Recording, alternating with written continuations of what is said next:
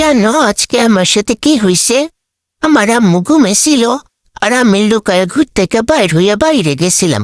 আর বাইরে যাওয়ার পর ওইখানে একটা গ্লাসের সাথে আমার হাতটা লাগা কাইটা যায়। তারপর যখনই আমার আম্মু দেখছে, আমার আম্মুনের সাথে সাথে আমার হসপিটালে নিয়ে গেছে, ডাক্তার দেখাইছে আর আমার জন্য ওষুধ নিয়ে আসছে।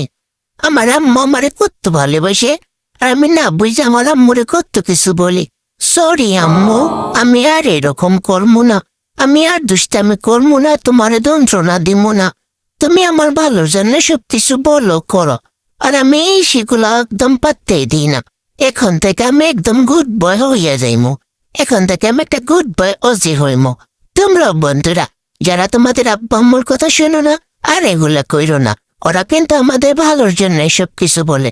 তাই সবাই সবার আব্বা আম্মুর কথা শুনবা, আর আমার জন্য বেশি করে দোয়া করবা, যাতে আমি তাড়াতাড়ি সুস্থ হইয়া যাই।